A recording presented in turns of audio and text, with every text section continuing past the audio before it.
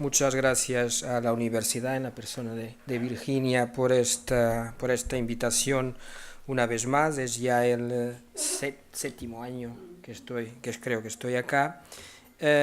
Y bueno, como viene siendo también ya hábito, hacemos esta charla y este año el tema que va en dirección también de lo que vengo investigando, desarrollando en clases y todo, y conectado con el contexto europeo es cómo está la Unión Europea en el 2019, un año que es determinante porque es un año de elecciones europeas, porque es un año en que se consubstancia la subida de un conjunto de partidos radicales en diferentes parlamentos nacionales, y en ese sentido es el momento adecuado para intentar percibir un poco cómo está la Unión Europea y cuáles son sus puntos fuertes, sus puntos débiles, sus oportunidades y sus amenazas. Por lo que básicamente vamos aquí a aplicar el modelo de un análisis SWOT a la Unión Europea en este contexto. Sobre todo en un país que sabe bien lo que es la Unión Europea, pero como la generalidad de los países que no hacen parte del proceso, hay una cierta desconexión, yo creo, con la imagen idílica que existe afuera de la Unión Europea y después la práctica concreta, lo que es la Unión Europea para un ciudadano europeo todos los días. Y empezaría justo por una reflexión en torno de lo que es efectivamente la Unión Europea hoy. Aún es una unión de 28 Estados miembros y es una unión y un proyecto, el proyecto de integración europea, que nace sobre todo de una oportunidad, que fue la oportunidad del fin de la Segunda Guerra Mundial y de una transformación estructural de lo que fue la Europa occidental. Hasta ese momento la Europa, a lo largo de los diferentes siglos, sobre todo, y es para estudiantes de relaciones internacionales, esto es muy visible después de Westfalia, fue un continente que estuvo marcado por profundas divergencias y por una situación casi permanente de guerra, o al menos de 30 en 30 años teníamos una guerra en Europa a larga escala. Y el fin de la Segunda Guerra Mundial y la Guerra Fría dan la oportunidad al proyecto europeo, al continente europeo, de cambiar esta que era su forma natural de funcionamiento en los siglos anteriores. Y como Ortega y Gasset decía que el hombre es el hombre y sus circunstancias, también Europa y el proyecto europeo fue un proyecto de integración, sobre todo vinculado a las propias circunstancias de Europa. Y entonces un mundo dividido entre Unión Soviética y Estados Unidos, entre el mundo capitalista y mundo comunista, entre economías de mercado y economías planificadas, dieron a Europa la oportunidad y el incentivo necesario y el apoyo necesario por parte de Estados Unidos para empezar en fines de los 40 a crear un proyecto de construcción que tuvo esos estímulos, y probablemente sin esos estímulos no sería el proyecto de construcción y de integración regional con mayor suceso a la escala global. Y eso lo vemos, por ejemplo, cuando comparamos con otros procesos como el caso del Mercosur. Y el Mercosur no funciona y no evolucionó en dirección a lo que es la Unión Europea, en mi opinión, porque no tuvo ese estímulo grande que era la amenaza soviética y otro aspecto muy importante, la complementariedad entre la economía francesa y la economía y la política francesa y la economía y la política de la República Federal de Alemania. Alemania tenía que relegitimarse en el 49 y como tal la construcción europea fue la oportunidad para refundarse y surgir en el escenario internacional en total ruptura con aquello que había sido el modelo totalitario que había llevado a la Segunda Guerra Mundial.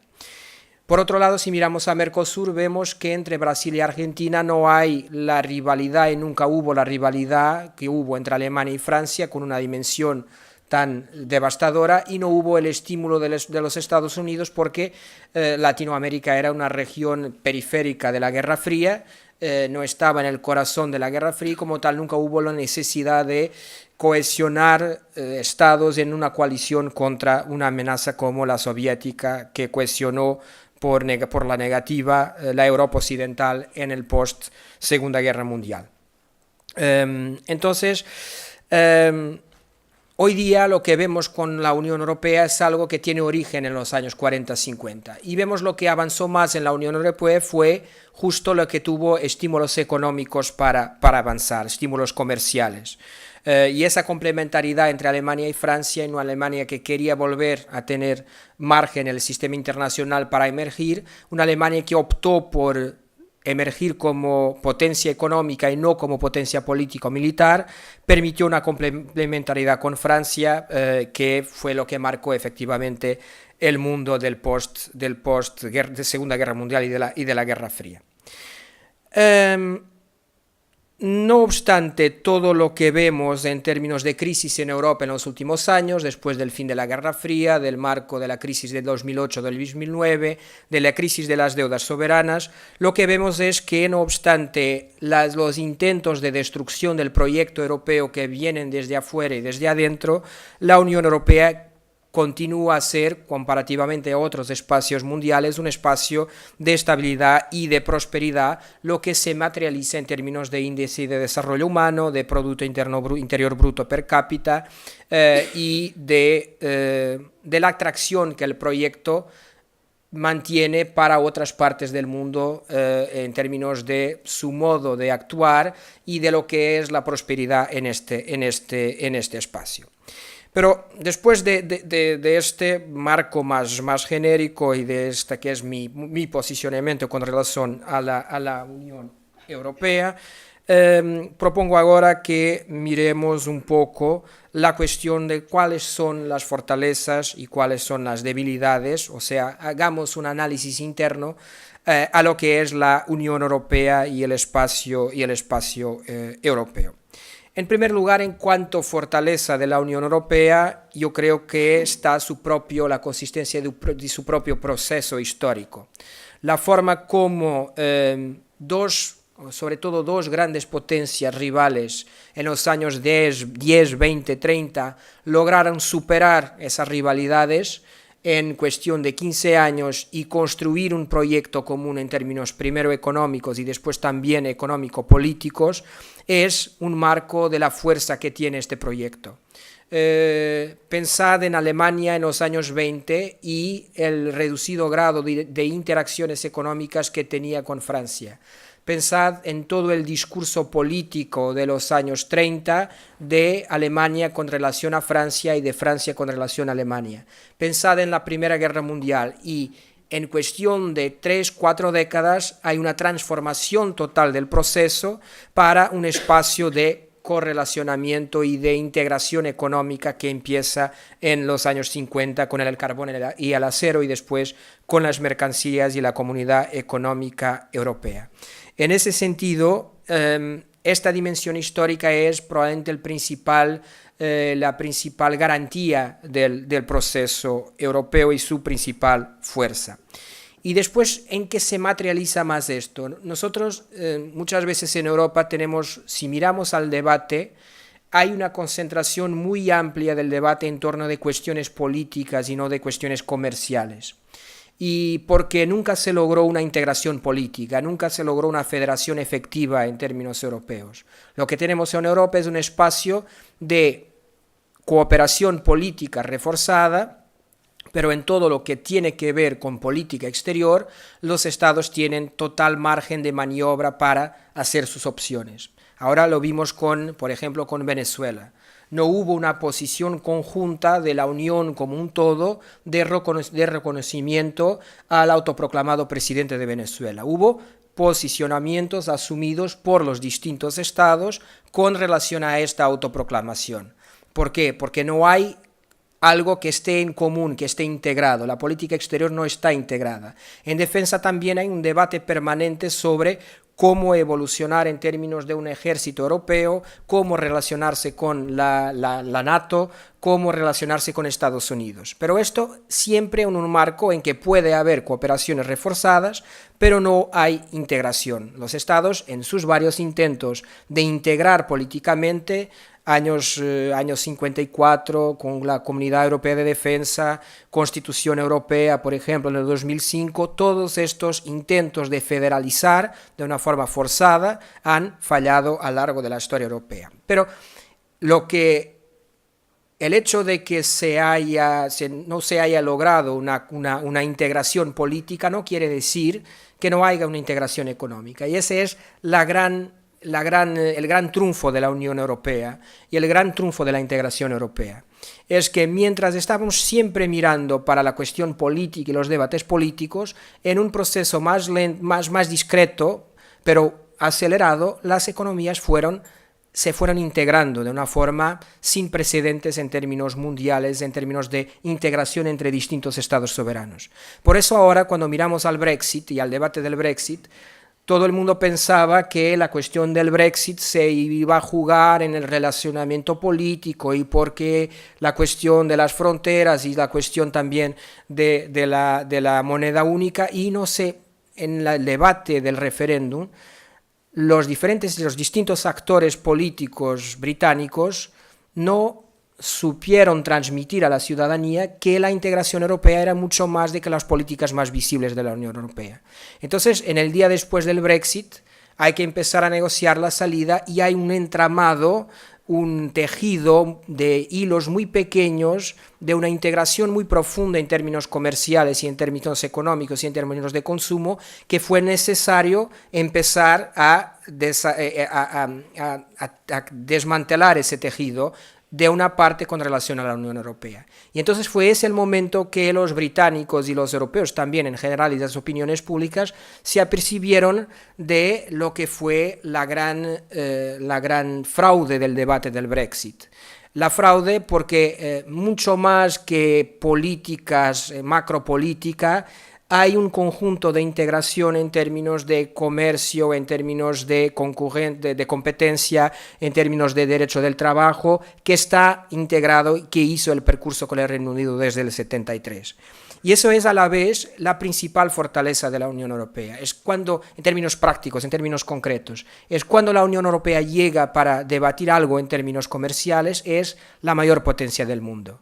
Y cuando llega para hablar en términos militares, es un enano, algo prácticamente irrelevante, porque hay quien se sobrepone y hay incluso estados que son de la Unión Europea, como Francia o como el Reino Unido, que se sobreponen a la propia Unión Europea en términos militares. Pero la grandeza del bloque comercial hace que, por ejemplo, cuando hay una negociación entre la Unión Europea y otro país o otro espacio regional para un tratado comercial, la Unión Europea tenga una palabra muy fuerte y tenga argumentos muy fuertes sobre la mesa.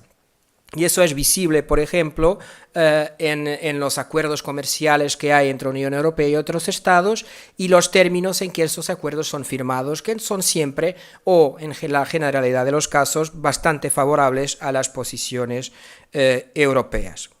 Por otro lado, hay otra fortaleza también importante, que es Europa como Estado, espacio de democracia y de derechos humanos, que conlleva a la cuestión de la ciudadanía europea y del hecho que fue llegar a un estatuto de ciudadanía europea, que es muy importante para los distintos ciudadanos de los Estados miembros de este proyecto. El hecho que se ve simplemente cuando, por ejemplo, es muy visible cuando alguien está en apuros, un ciudadano europeo en el exterior, que puede acudir a una embajada de otros países que sean de la Unión Europea o a la representación de la Unión Europea. Y esto hizo que hoy cuando se habla de derechos humanos y de labor que se fue desarrollando a lo largo de las décadas para abolición de la abolición de la tortura, para abolición de la pena de muerte, el hecho que para entrar en la Unión Europea hoy día sea necesario haber un estricto control del sistema judiciario y del sistema penal del país que pretende adherir, es un hecho que que subraya el papel de la Unión Europea en materia de derechos humanos y cómo proyecta esta defensa en términos de esto, con una gran ventaja, que como no tiene una potencia en términos de defensa correlacionada con la Unión, como tiene por ejemplo Estados Unidos, cuando habla de derechos humanos sabemos que está vinculado también después con su pragmatismo político como un país que tiene escuadras por todo el mundo y la mayor capacidad de proyección de fuerza. La Unión Europea, al no tener estos elementos, está más suelta para exigir y para poner en la agenda internacional la cuestión de la democracia y de los derechos humanos. Finalmente, también la cuestión de la moneda única, que no abarca todos los estados, pero que hoy día hace que un país como Portugal tenga una inflación en términos en el torno del 1,8%, y cuando comparamos con otros espacios y con las dificultades que genera gerenciar una moneda, se ve que, no obstante las crisis y los desafíos que implica no tener la soberanía sobre nuestra propia moneda, yo creo que hoy el balance es claramente positivo. Cuando vemos una intervención como aquí en Argentina al lado del Fondo Monetario Internacional, que es hecha en una moneda distinta y que además de la cuestión del préstamo hay que manejar la tasa y la diferencia, el cambio entre la moneda nacional y el préstamo, vemos que nosotros, de nuestras crisis, cuando también fue necesaria liquidez para Portugal, para Irlanda, para España, para el sistema bancario, para Grecia o para Chipre, hubo problemas, hubo que enfrentar problemas, la condicionalidad, pero al menos no tuvimos también que manejar la cuestión del cambio, que en Argentina, por ejemplo, está desgastando profundamente el gobierno, que es, además del préstamo, tener que estar todo el día controlando si no hay una devaluación excesiva del peso con relación al dólar, moneda en que fue hecho el préstamo del fondo a Argentina. Entonces el euro es también un mecanismo de estabilidad económica, no obstante las crisis, no obstante los problemas para manejar el euro, que es una moneda que es moneda en varios países, la forma como se gerencia todo ese euro. No obstante eso, yo creo que para los ciudadanos, y cuando comparamos con las crisis de liquidez en otros países, claramente es algo que es ventajoso. Además, nos da fuerza en términos de Europa como potencia económica, con una moneda que tiene fuerza a nivel internacional, con todo lo que eso tiene de plusvalía en términos de comercio exterior. Y a la vez democratizó también un poco más el sistema monetario mundial, que estaba excesivamente dependiente del dólar. Aquí tenemos el ejemplo de la gran fuerza que es Europa a 28 en términos comerciales. Podéis ver que en cuanto a potencia económica, el hecho de unificar 28 estados nos permite a la Unión Europea en términos comerciales tener comercio con todo el mundo, con todos los espacios a nivel global, no estar dependientes de un solo espacio. Y con esto podéis también tener una noción exacta que si en términos militares y de defensa estamos dependientes de Estados Unidos en Europa, en términos comerciales, si miráis a los números, Europa tiene mucha importancia y mucha margen de maniobra con relación a lo que ocurre en Estados Unidos. Y es por eso que, no obstante Donald Trump, el presidente de Estados Unidos, discursar y tener un discurso agresivo en términos comerciales y de trabas y de aranceles, cuando va a Europa a hablar de comercio, tiene una actitud bastante más calma que cuando habla de NATO o de los esfuerzos en términos de defensa o del porcentaje del producto que tiene que ser dispendido por los países europeos. Y esto nos da una dimensión muy importante del proyecto y sobre todo de la capilaridad de ese proyecto. Porque es un proyecto capilar, porque tiene países después a la vez que tienen conexiones con distintos mercados. Portugal es muy fuerte en términos de su conexión con África, por ejemplo, pero tenéis España con Latinoamérica y tenéis la Europa de otros países, Italia con el norte de África o Francia, lo que da un margen y una penetración por parte de la Unión Europea casi a escala o a la escala global. Pero no todos son rosas, como se dice en Portugal, no sé si aquí también se utiliza la expresión, y hay efectivamente debilidades en este proyecto. Yo creo incluso que las debilidades están más en la agenda que la fortaleza de ese proyecto. Y la primera debilidad es que la Unión es una institución de carácter experimental, es una institución que no sigue un modelo previo preestablecido. Hoy día, cuando un Estado como Sudán del Sur, por ejemplo, o Kosovo, quieren estar y surgir como obtener sus independencias, lo que vemos es que tienen un modelo que seguir. El modelo de la soberanía nacional, el modelo de la construcción de las instituciones de un Estado, de tener un parlamento, tener un gobierno. Hay reglas comunes que están después todo en el marco de las propias Naciones Unidas después del 45. La Unión Europea no tiene un paradigma, no tiene una forma a la cual mirar, y eso conlleva problemas bastante importantes. Y al no haber un marco de referencia, cuando surge una crisis, muchas veces no sabemos cómo lidiar con esa crisis. Y eso fue muy visible en el 2009 con la crisis del euro, con que empieza en Grecia y después se llega a una serie de otros estados. Al no tenemos una moneda única y al no haber las herramientas típicas de un estado, hay que crear formas políticas, desarrollar sobre la crisis políticas para dar respuesta a problemas que no existían previamente a esa crisis. Cuando se forma el euro, nadie pensaba en el 99 de lo que sería una crisis en un área de la zona euro, y nadie pensó de una forma detallada de lo que podría ser una crisis de una expansión, de una quiebra de un sistema bancario de uno de los países. Como también no se pensó lo que podría ser cómo contener un surto inflacionario en una determinada región de la zona euro. Y eso llevó a que cuando surgieron estos problemas por primera vez, los estados tuvieron, o la Unión Europea, tuviera que dar respuesta y crear mecanismos para dar respuesta. Les doy el ejemplo de la mutualización de la deuda. Cuando comparemos, porque es más fácil, comparemos Argentina con Portugal. Cuando se da la crisis del 2010 en Portugal, de un momento al otro la deuda externa portuguesa está creciendo, se está disparando, y Portugal no logra ir a los mercados internacionales para sacar dinero para hacer frente a los problemas internos que tiene.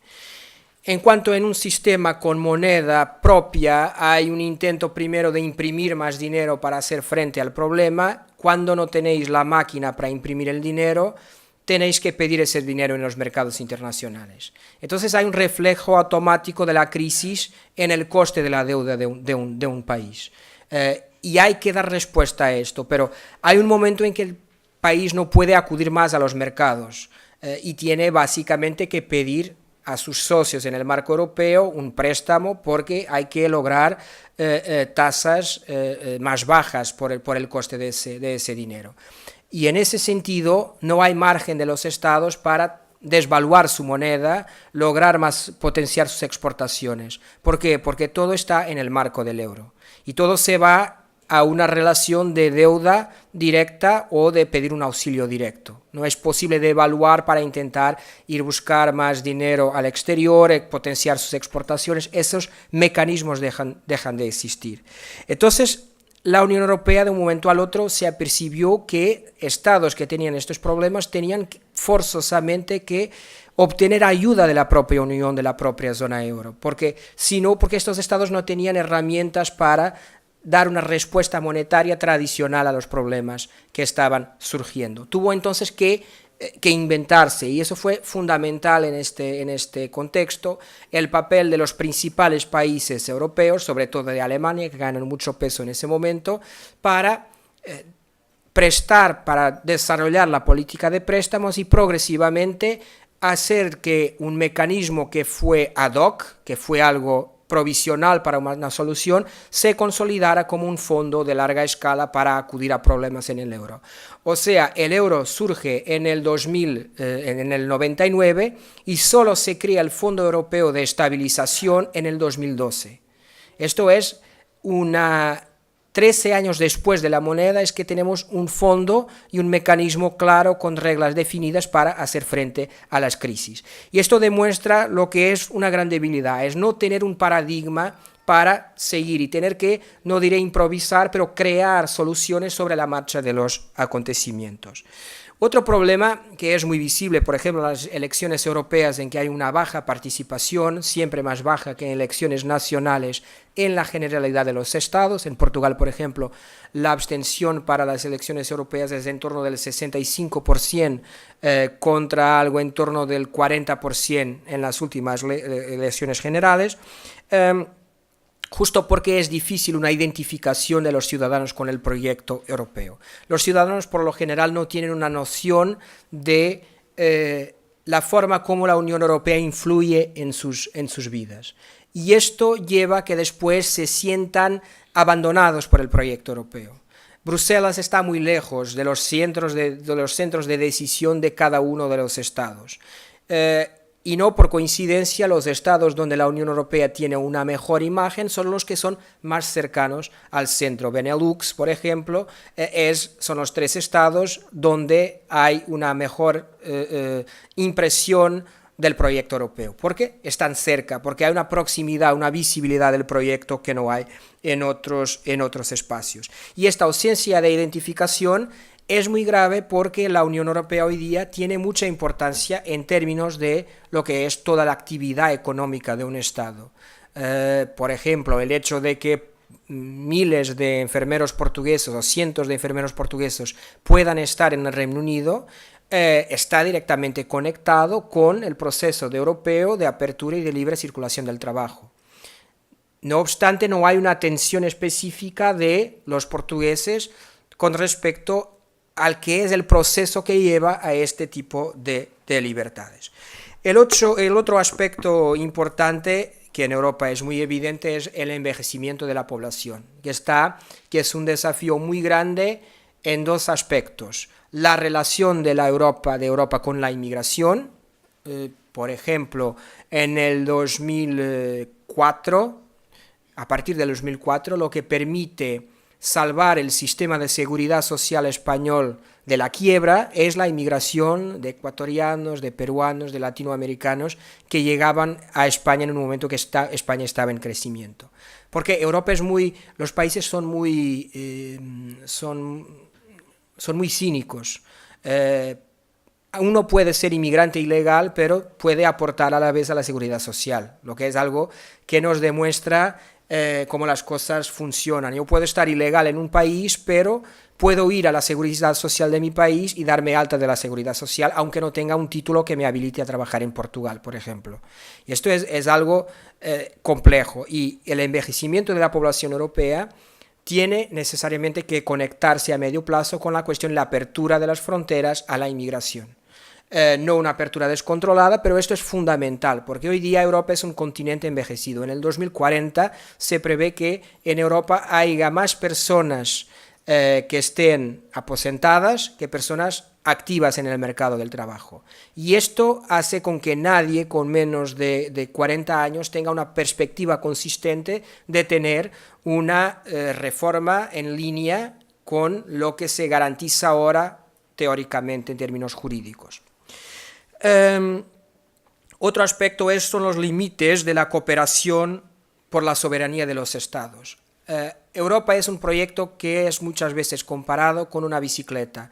Hay que estar permanentemente en movimiento para que no se caiga. Y habrá un momento en que lo más básico ya fue desarrollado. Y entonces, pero hay siempre un choque permanente con la cuestión política. Y esto es porque hay aquí un límite que es la soberanía nacional.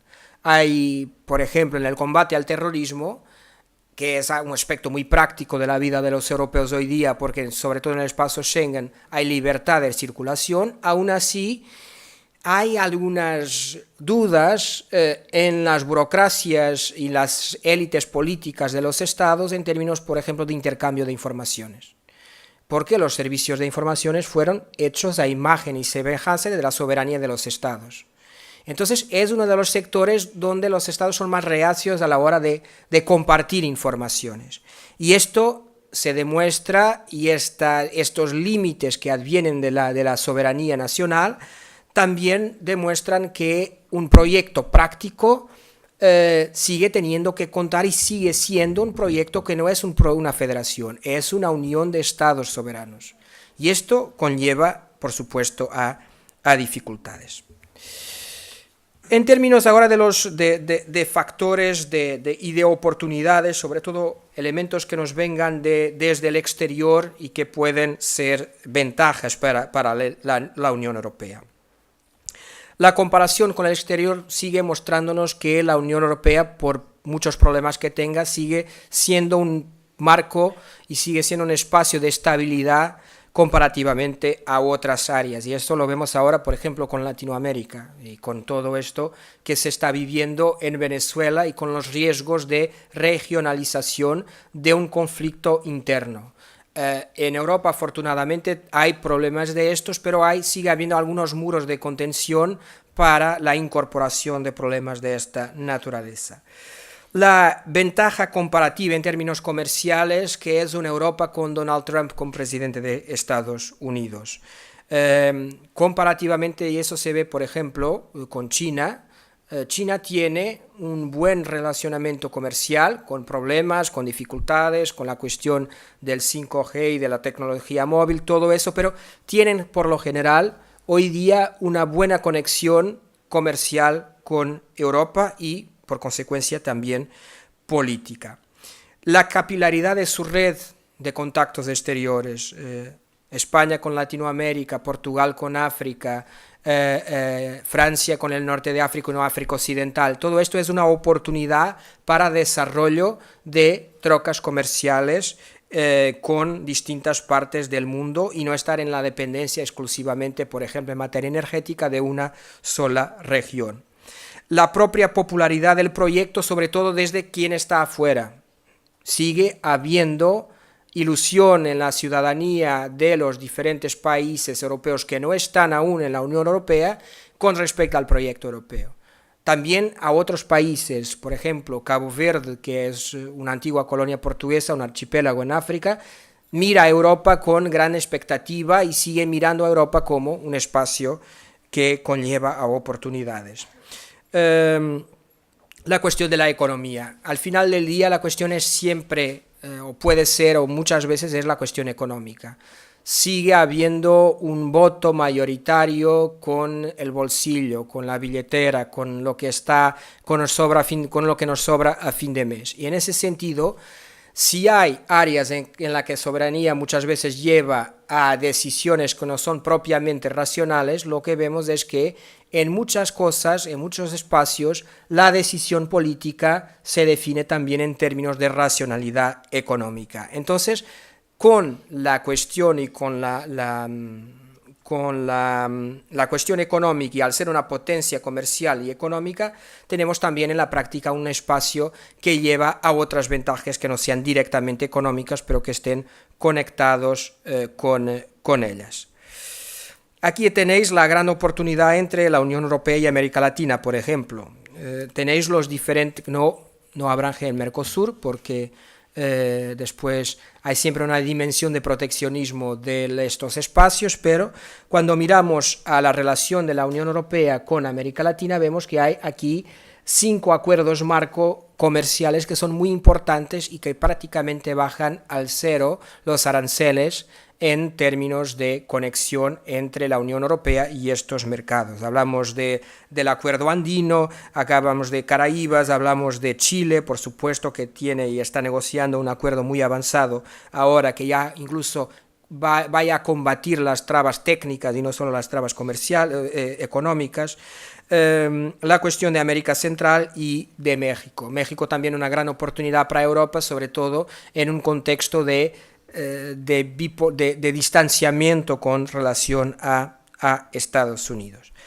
Finalmente, para terminar con lo que son hoy día las amenazas, y la principal amenaza viene de la conexión de actores externos hostiles en la Unión Europea con partidos políticos, con caballos de Troya que están en este momento adentro de la propia Unión Europea.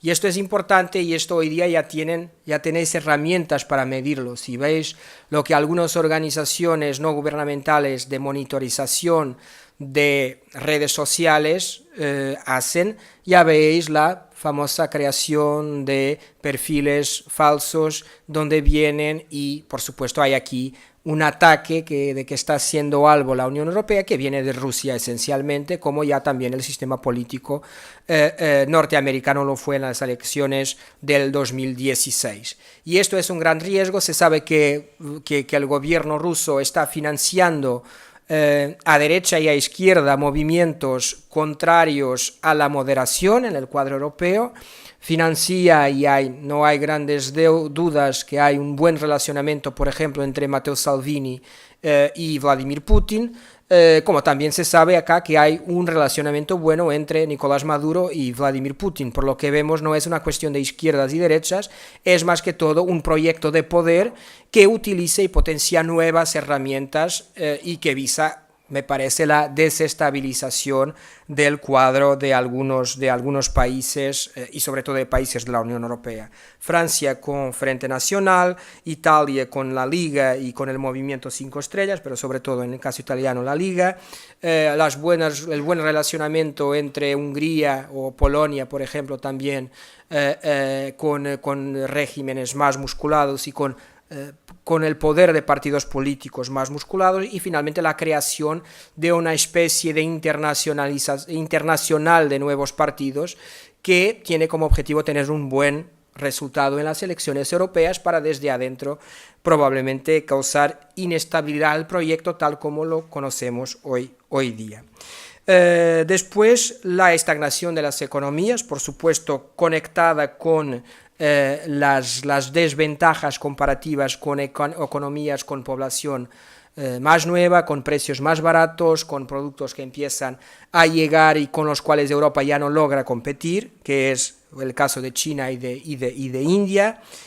Por ejemplo, acá en Uruguay prácticamente ya no existen productos de algunos países europeos y vemos que hay una diversificación de la economía con dirección a todo lo que se desarrolla en el Oriente. Y finalmente, la inestabilidad de las fronteras externas de la Unión Europea, muchas veces por responsabilidad propia. Esto lo vemos, por ejemplo, con Libia, que fue un proyecto de desestructuración de un Estado, que era un Estado autoritario, totalitario, por supuesto, pero con una intervención irresponsable hubo una inestabilidad que después generó consecuencias en quien propiamente desarrolló esa intervención. Y hoy día lo que vemos es que las fronteras externas conllevan una amenaza, más que todo no por cuestiones de terrorismo, porque no hay una conexión entre terrorismo y todo lo que sea inmigración, pero sobre todo por la forma como pone la cuestión de la inmigración sobre la agenda política de los estados, con inestabilidad y con un conjunto de aspectos que no son efectivamente verdaderos y que son después instrumentalizados para el debate político. Finalizaría con los aspectos prácticos que tenemos sobre la mesa en el cuadro europeo que van a acompañar las elecciones europeas. Por supuesto, con la cuestión del Brexit, que sigue ahí, que va a seguir probablemente por unos años más. No hay una salida fácil para algo tan complejo y probablemente no descartaría la posibilidad de al menos un referéndum sobre lo que se venga a decidir en los próximos tiempos, pero por supuesto genera inestabilidad en el proyecto europeo.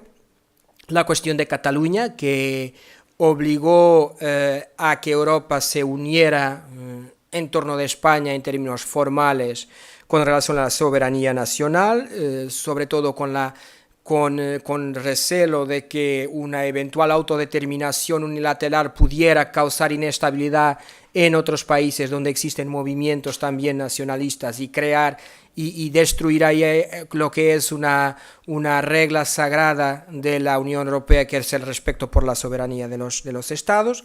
Las elecciones europeas, que es aquí el gran riesgo de este año. Aquí tenéis las últimas proyecciones elaboradas, donde podéis ver ahí SR ya con una proyección mayor y un espacio más radical de contestación al modelo europeo, que hace con que, sobre todo, que año tras año, cuando unimos lo que son las cuatro principales familias centristas de Europa, que es los socialistas y demócratas, el Partido Popular, los liberales de ALDE y los verdes, podemos ver que elección tras elección la proporción que tienen los cuatro grupos más europeístas son cada vez más pequeñas y tienen cada vez menos fuerza en los parlamentos. A semejanza de lo que ocurre en España, donde acabó el sistema bipartidario, también en el Parlamento Europeo estamos ya en una tercera fase de la destrucción, porque durante mucho tiempo fue un sistema también bipartidario en que populares y socialistas dominaban.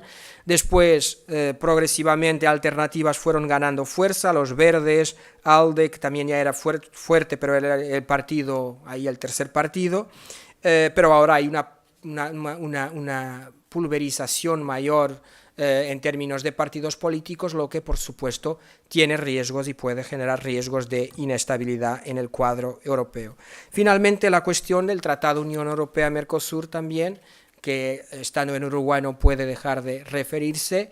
La Unión no es solo un espacio de libertad económica, hay un proteccionismo, como en Mercosur también existe, y esa es la principal traba a la asignatura, a la firma de un acuerdo entre los dos espacios, por la cuestión agrícola, por la cuestión industrial de Brasil.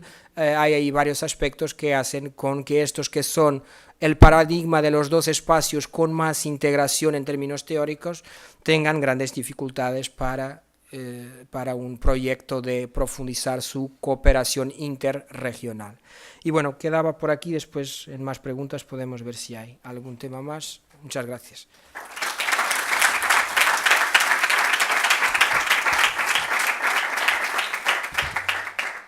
Mi nombre es Mario Curiel y bueno, quería consultarle al profesor si nos podía brindar una reflexión acerca, por ejemplo, de la influencia china y por ejemplo, la iniciativa, la ruta de la seda que está impulsando Xi Jinping, en el cual, por ejemplo, Italia firmó el memorándum de entendimiento para abocarse a ello, y otros países tuvieron algunas reservas sobre ese accionar. Eso por un lado, y por el otro lado también con este actor importante como es China, también referente a que, bueno, se estaba pensando en Europa, por algunas informaciones, de tener una agencia que analizara lo que son la adquisición de empresas vitales, como pueden ser energéticas o industriales o tecnológicas en Europa, mediante la adquisición por capitales chinos, que, por ejemplo, en Alemania había llevado cierta preocupación. ¿Cómo lo ven desde allí? Gracias.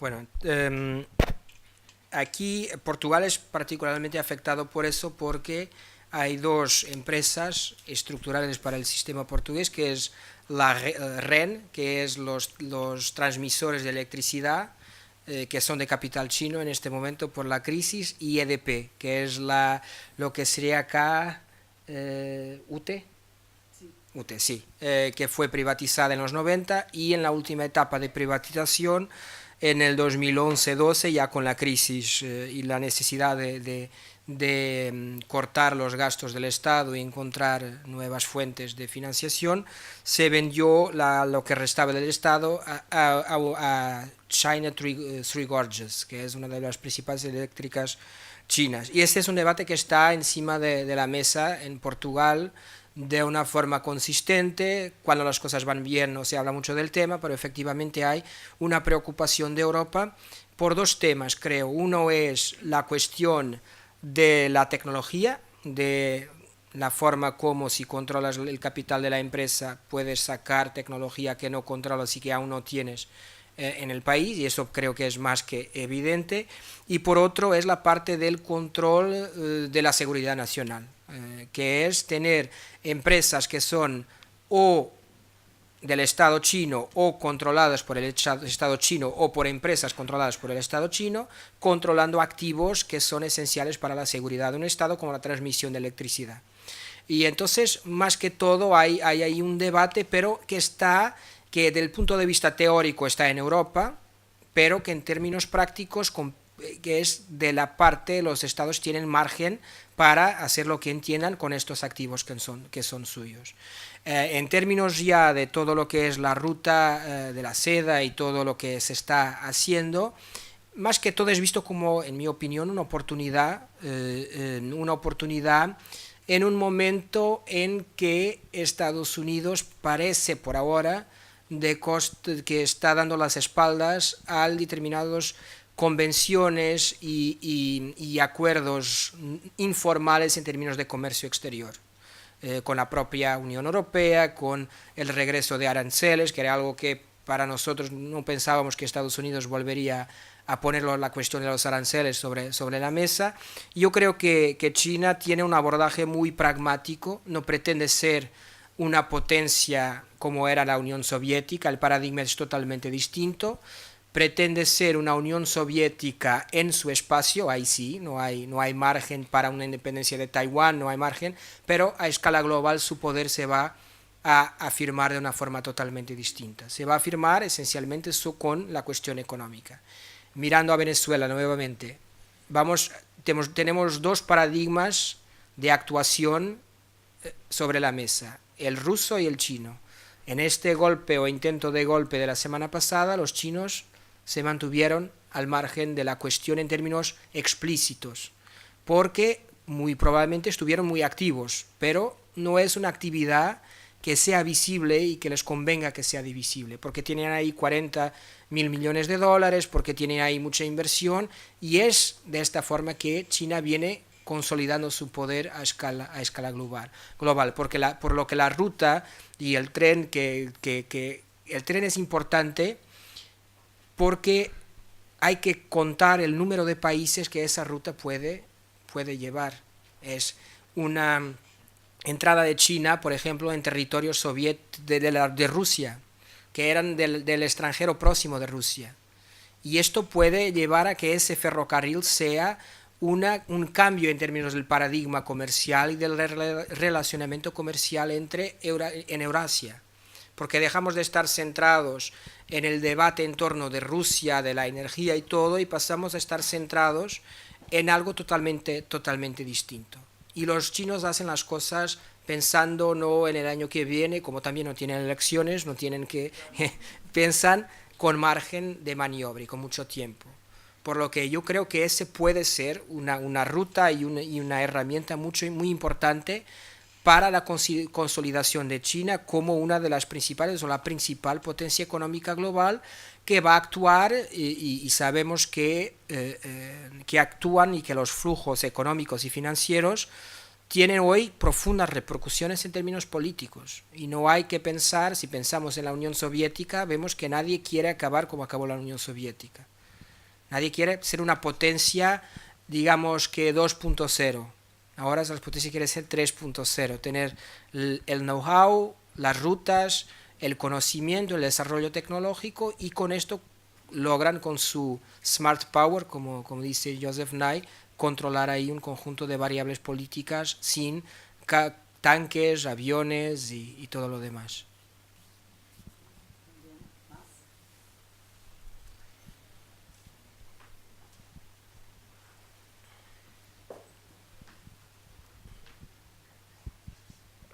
Bueno, muchas gracias. Mi pregunta va, vos mencionaste que no hay un vínculo entre migración y terrorismo, con lo cual estoy de acuerdo. Sin embargo, la Convención de 1990, que aplica el Acuerdo Schengen, hace un vínculo explícito entre migración y terrorismo. ¿En qué medida la Unión Europea básicamente socavó sus objetivos e institucionalizó este vínculo, básicamente, y favoreció el ascenso de líderes populistas nacionalistas que estamos viendo ahora en Italia, Hungría, etcétera? Por ahí va mi pregunta. Si miramos a los números, no hay cualquier correlación entre los atentados que vienen siendo practicados en Francia, en Bélgica, y terrorismo. Son ciudadanos europeos. Podemos después, y hay libertad para quien lo quiera hacer, calificar de distintas formas los ciudadanos europeos en función de su religión, de su origen, pero eso ya no es un problema de Europa. Y si Europa quiere hacerlo, va por mal camino. porque vamos a recuperar cosas de otros tiempos. Cuando miramos a los datos, vemos que yo sé, pero así por alto, 80-90% de quien cometió atentados en Europa en los últimos 7-8 años fueron ciudadanos nacidos en Europa y con ciudadanía europea. Por lo que el problema del terrorismo es un problema mucho más conectado con desigualdades sociales y la construcción social de los estados, de las ciudades, de las regiones, de los países, de las descolonizaciones, que propiamente un tema de apertura de fronteras. Este es un aspecto, lo que no invalida, por supuesto, que en un espacio en que tenemos que manejar una frontera externa común, el terrorismo tenga que ser una de las amenazas potenciales en términos de lo que puede entrar por esas fronteras comunes. Pero hasta ahora, este momento, no hubo de ahí una amenaza. Pero ahí hay que tener, y Schengen refiere eso, porque todo lo que sean...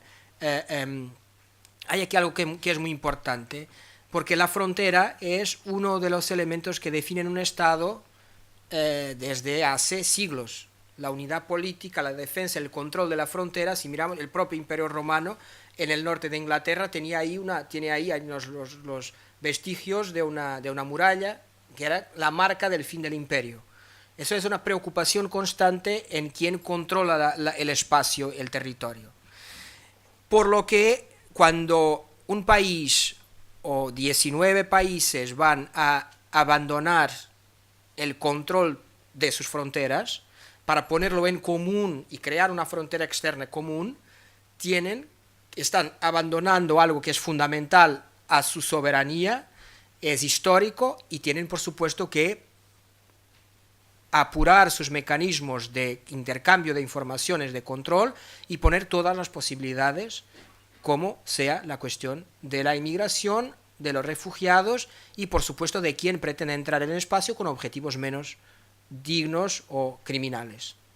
Como tiene también que preocuparse con el tráfico de drogas, de seres humanos, todo eso. Y esto para decir que después lo que existe en términos prácticos es la instrumentalización y correlacionar dos cosas que no tienen que ver. Y es de esto que están haciendo partidos como el de Salvini, como hizo el UKIP en el Reino Unido, de Nigel Farage, como hace Marine Le Pen en Francia, como hace Viktor Orbán en Hungría, que es mentir, crear fantasmas donde no existen fantasmas. Pero eso, Europa no tiene también las culpas de todo, y no se puede tener, es como la idea de la mujer que es salvo de un crimen porque iba provocando. Europa no tiene que ser responsabilizada por quien viene, quien miente, quien va, porque los crímenes, las mentiras son de la responsabilidad de quien los practica. Otro tema es si podemos hacer algo para evitar y ponernos en riesgo de que esos discurso fácil sea practicado. Ese es otro tema totalmente distinto. Pero ahí también la Europa no dio buenos señales en los últimos años. La idea de que puedes pagar a Turquía con 5.000 millones de euros para contener sus fronteras, la idea que después de desestructurar Libia puedes pagar ahí a unos gobiernos muy poco democráticos y muy poco éticos en dinero para impedir que vengan inmigrantes a Europa, también no es probablemente la solución. Y la solución es, como vemos también después, porque ni todo son malas noticias, es una normalización del discurso político. Hace una semana y media todos pensábamos que Vox iba a tener 40-50 diputados y tuvo 20. ¿Es malo? Sí, o 24. ¿Es malo? Es muy malo, claro que sí, pero hay una alternativa discursiva, hay una alternativa para el proyecto y una alternativa de normalidad. Y no es tan claro que no haya un límite al crecimiento de este discurso y de este tipo de correlación falsas. Siempre habrá un límite, sobre todo porque cuando son llamados a gobernar son malos o peores que los partidos de mainstream. Y lo estamos viendo con Salvini. Salvini puede tener un buen resultado, pero en 4 o 5 años las cuentas están ahí para hacerlas. Déficit, no cumplimiento de las promesas electorales, mentiras del movimiento 5 estrellas en torno de la asignación universal de la renta, todo eso está ahí y los electores no les van a beneficiar en detrimento de otros. Incluso si miramos, Por ejemplo, recién a Turquía, que es fuera de la Unión Europea, vimos que en las elecciones, cuando todos no pensaban posible, en las recientes municipales, la oposición tuvo ganos importantes. Orbán está en el poder porque el propio sistema electoral permite que un partido con 38% de los votos controle el Parlamento totalmente. Pero la población no estará ahí siempre. Yo creo que no hay una amenaza de volver a tiempos de totalitarios. Y entonces ahí habrá un ajuste más tarde o temprano habrá un ajuste de cuentas.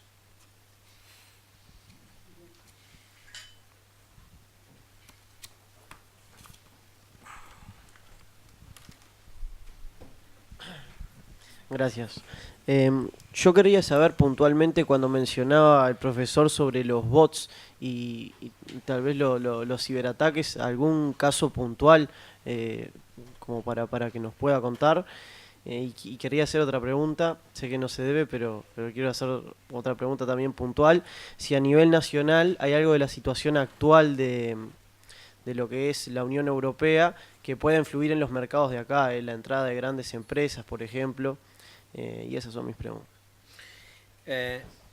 Ahora, por ejemplo, en los debates, en las generales españolas, una organización no gubernamental siguió los retweets de los principales políticos en determinados días y se percibió que había una serie de compartir mensajes que venían de ordenadores y eran automáticos, que ponían a Vox como el partido más que se hablaba más en las redes sociales, en Twitter, por ejemplo.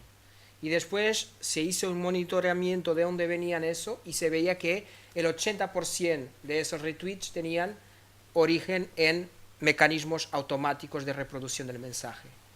Este es un tema. En las elecciones brasileñas, recién, acá al lado, también se sabe que hubo un conjunto de información que circuló por redes sociales que era manifestamente falsa, creación de páginas artificiales, y eso necesita de dinero para hacerse. Esto es un hecho. Esto ocurrió con las elecciones norteamericanas también. Hoy día y ahora, por ejemplo, en las elecciones españolas ya un conjunto de docenas de páginas vinculadas a Vox fueron cerradas durante la campaña electoral. Hay posibilidad de reaccionar, no es imposible reaccionar, y ahora estamos aprendiendo con esto, y las redes sociales en conexión con la Unión Europea, con los estados, están teniendo ya más capacidad de reaccionar. Otro es el WhatsApp, que ya no es tan controlable, que es un tema distinto, pero en términos de las redes tradicionales es posible actuar en ese espacio. Con cuestión para la Unión Europea y la región, yo creo que la región acá está en una etapa de que en los próximos meses no tenemos una imagen completa de cómo está aquí el espacio. Elecciones acá, elecciones en Argentina, el caos del gobierno brasileño, que es un gobierno totalmente caótico. Ese es un ejemplo de algo que puede servir para cuando un movimiento... Es muy fácil hacer una campaña con falsedades, pero después de ejercer el poder con base en esas falsedades ya no es tan fácil. Lo vimos hace días, por ejemplo, el mayor de Nueva York no quiso recibir a Bolsonaro, que fue algo que dejó... No quiso recibir a Bolsonaro, le sacaron el dinero de las empresas que estaban financiando la ida de Bolsonaro, y con base a todo lo que viene diciendo, no lo quisieron ahí, porque las empresas no quieren connotarse con ese mensaje. Entonces hay también esa dimensión de la componente económica a operar en términos prácticos para la cuestión política. Bolsonaro no sabe gobernar Brasil, no logra gobernar Brasil, porque no tiene noción de nada, no tiene noción absolutamente de nada, es un ignorante. No hay como... Las cosas aquí son sencillas. Antes podríamos tener dudas entre Fernando Henrique Cardoso y podríamos tener dudas entre Fernando Henrique Cardoso y Lula. Pero si miráis a las decisiones del gobierno de Lula, no hubo una única nacionalización. El primer gobierno de Lula es excelente en términos de división de la renta, de economía brasileña.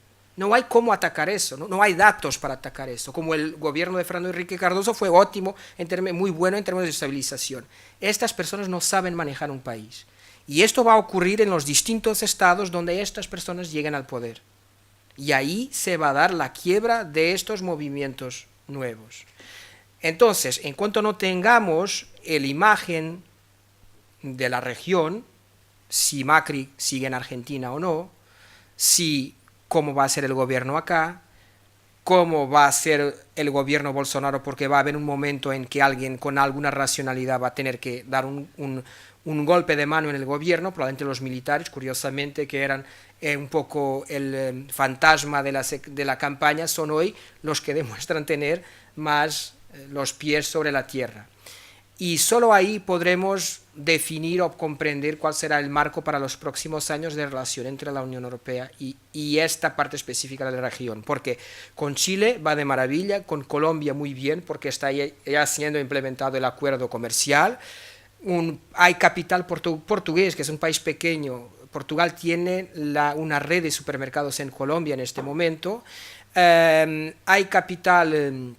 Hubo también un intento de Avianca de comprar una compañía aérea portuguesa, por lo que las cosas van fluyendo, pero acá abajo no más que el espacio donde haya relaciones históricas. Portugal y Brasil tienen grandes intercambios, aunque tengan 30 o 35% de arancel, pero eso responde a una cuestión histórica distinta. Algo que surja de nuevo con una oportunidad, como Colombia surgió para Portugal, o como Chile es para Europa, en términos y para la región, eso, mientras no haya un espacio estabilizado y una voluntad de apertura de acá, no creo que, de acá y de allá, no creo que sea posible.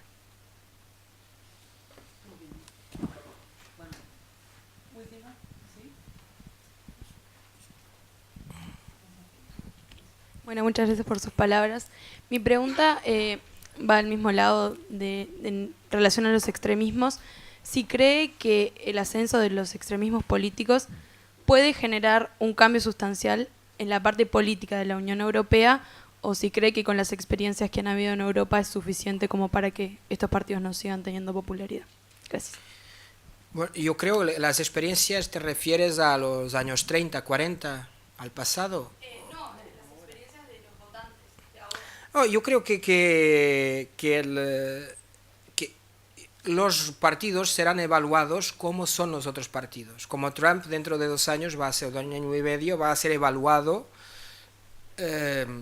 por su actuación económica también, y por después la evaluación. Ahí en Estados Unidos es un poco distinto porque hay una movilización de los dos extremos, de los dos lados, y lo que vamos a ver es quién moviliza más, es quién va a ganar las elecciones, conjugando esto con el sistema electoral, con el colegio electoral y todo lo demás.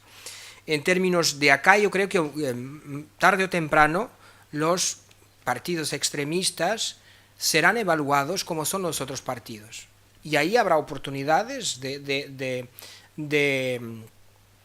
reconstrucción o de regeneración o de regreso de antiguos partidos o de nuevos partidos y movimientos, porque lo que vemos es que hay quien no sepa gobernar. Es muy fácil tener un discurso, el diagnóstico es siempre muy fácil, y yo suelo decir que tiendo a concordar normalmente con los excelentes diagnósticos que en Portugal hace la extrema izquierda o la izquierda más a izquierda, pero después la implementación es el gran problema.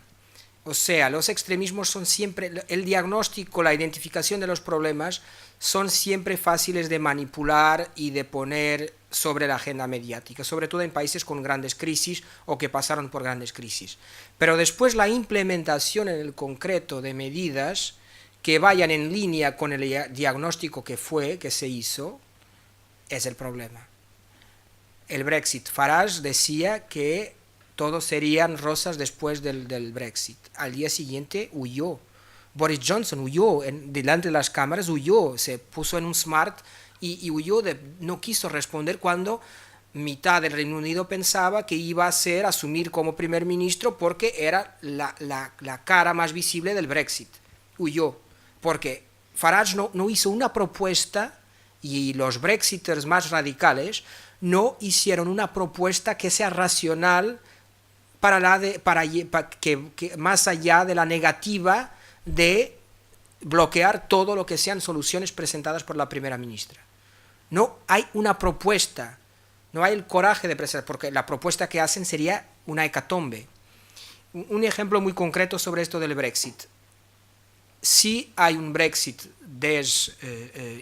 un Brexit caótico, para que se pueda ver cómo la economía británica estaba integrada y como la Unión Europea no es algo simple y reductible a frases simples, el día siguiente de una salida descontrolada del Reino Unido, Iberia no puede volar para el espacio europeo. Iberia no puede volar. ¿Por qué? Porque Iberia es mayoritariamente de capital británico, la compañía que era la compañía de bandera española. Y si no eres un país, una compañía de capital europeo, no tienes licencias para los vuelos intraeuropeos, intracomunitarios. En ese día Iberia no puede volar para Portugal, no puede volar para Italia, para parte ninguna, para ninguna parte. Y esto es la expresión de cómo no es posible reducir la salida de un país de la Unión Europea a algo simple, a algo en términos de acuerdos comerciales. Para terminar, si ellos salen con un acuerdo que es en ese momento lo que puede minimizar sus problemas, hay una salida a la Noruega, tendrán algo peor que tenían en la Unión Europea, porque tendrán que sujetarse en la práctica a los acuerdos que la Unión Europea tenga con el resto del mundo, pero sin tener una voz en el Consejo para decir la opinión y emitir la opinión del Reino Unido con respecto a estos acuerdos. Entonces, si salimos del Reino Unido, el Reino Unido sale con un acuerdo a la Noruega, que es la menos mal de las situaciones, va a perder soberanía. Este es totalmente distinto del discurso fácil, estoy en la Unión Europea, no tengo soberanía, vuelvo a tener mi soberanía después. La Commonwealth, no hay quien no quiera, no pensad en el volumen de comercio que tiene India con los 27 y lo que tiene India con el Reino Unido. Y veréis que India no va a arriesgar a tener un acuerdo o a poner en causa lo que tiene con la Unión Europea en nombre de un acuerdo cualquiera o de una creación de algo extraño con el Reino Unido. Es simple. Muy bien. Muchas gracias entonces.